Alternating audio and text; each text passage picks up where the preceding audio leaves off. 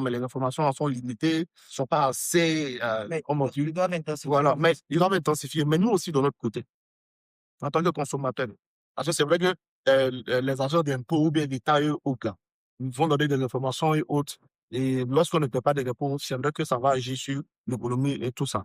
Mais nous aussi, en tant que consommateurs, ceux qui nous voulons avoir des entreprises et autres, tout, pour ne pas rester dans l'informel ou bien l'illégalité, comme on a dit, pour ne pas rester dans le blanchiment et autres.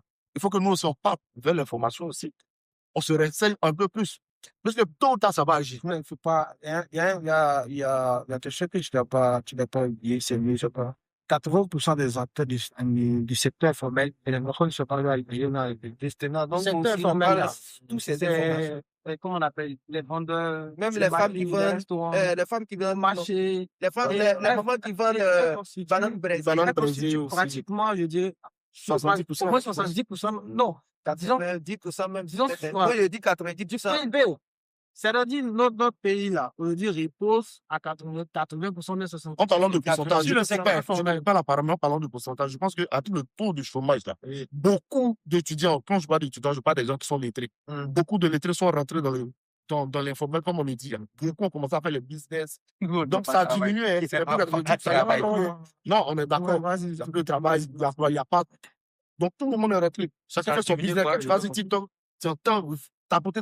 Enfin, ce ne sont pas les gens qui sont illettrés. Hein. Alors, suite à notre débat, notre petite discussion que nous avons eue tout à l'heure, on va laisser carrément la parole à Fulgence de pouvoir conclure.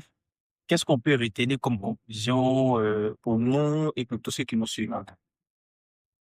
À l'issue de ces différents échanges, ce qu'on peut retenir du blanchiment de capitaux, c'est que le blanchiment de capitaux, c'est le fait de disséminer l'origine des fonds que nous avons en estimant que ces fonds-là ont été générés par une activité, en fait, qui n'est pas véritablement l'activité génératrice de ces revenus.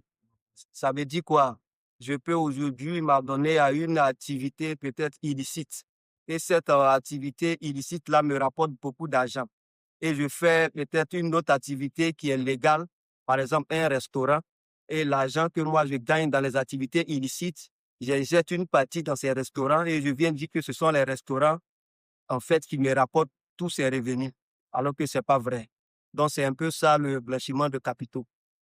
La plupart des activités pour lesquelles on parle de blanchiment de capitaux sont des activités qui sont à la base illégales ou bien illicites. Sinon, dès lors où l'activité est légale,